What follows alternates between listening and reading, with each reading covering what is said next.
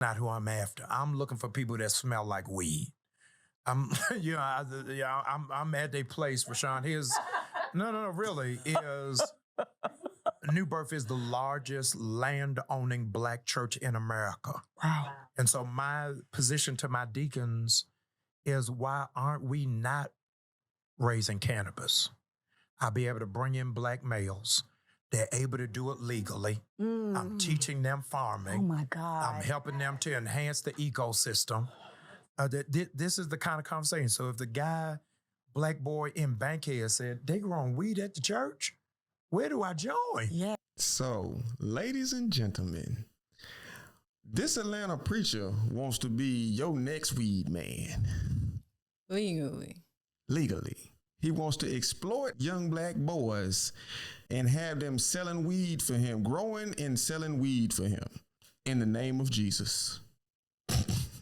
He didn't say the weed. He said the weeds. And so this pastor is Pastor Jamal Bryant. He is the pastor at New Birth Baptist Church. This is the church that Bishop Eddie Long was pastoring at. So if you look at the history of that, you can see, Ain't none right. So he is talking about growing weed on church grounds and having the vote for deacons to say, hey, this is a way that we can profit in the church. And then he wants to choose Black men who smell like weed, which I think is In like Bankhead. an insult. Like, I want people who smell like weed. it's like, I'm gonna walk up to you and I'm gonna sniff you. Come on, you come with me. Yeah. I'm gonna teach you how to farm this cannabis, and we're not gonna learn about Jesus. We're not gonna learn about the Bible. We're going to learn how to harvest weed. We ain't even going to learn how to cook how to grow your own food. We're going to learn how to grow this weed. Yeah.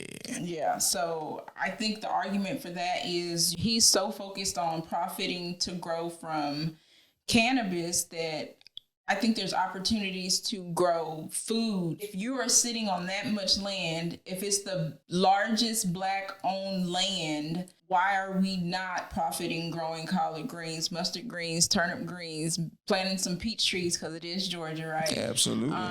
Apple trees, knowing how to potatoes, carrots. Like, this is the way that we cultivate the land. This is the way you could help the community. Right? Homelessness, people able to eat. It's a lot of things you could be doing with that land. You could be even starting housing or whatever for the people. Right. And so I wonder, like, what's the motive? What is his intentions? Would that money that he gets from weed or cannabis, would that go back into the church? Would that go back into the community? Would he help some of the maybe incarcerated people who are in jail because of marijuana charges, right?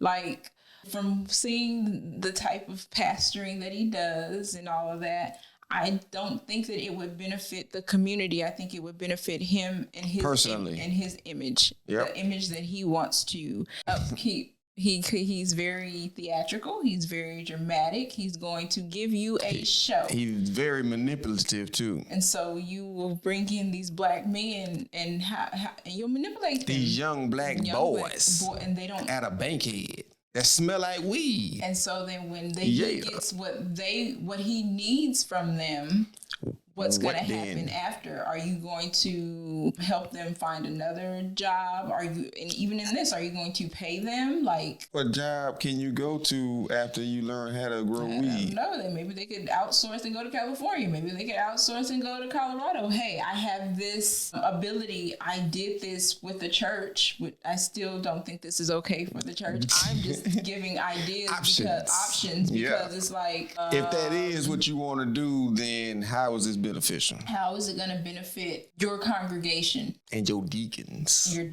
When I think, in my opinion, I will go back to growing food, showing you're cultivating the land. You're going to show them how to farm, right? Like, we is hungry. Because even after you smoke, because people want to get high. They want to smoke the weed. You're going to get hungry. Where you going and where you going to get the food from? You could be growing the food right next to the weed. That would be smart.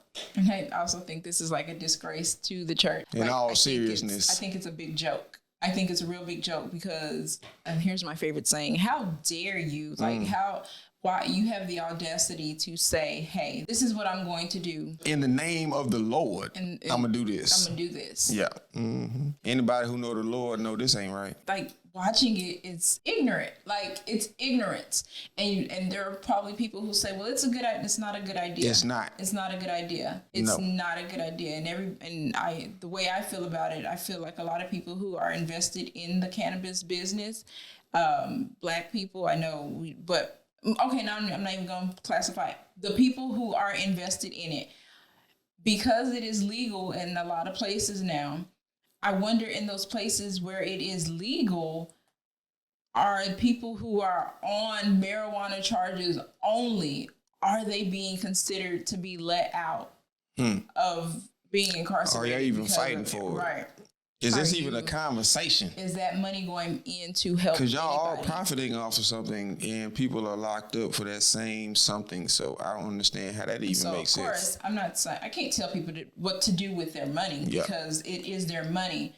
But we yell about helping and teaching and having the youth learn, or we want to help people that are incarcerated, but there's ways, right? There are ways to do that, and I don't feel like the sources or the people are thinking broad about the people. I think people are thinking about themselves and how much money they can reap while they are on Earth. Absolutely.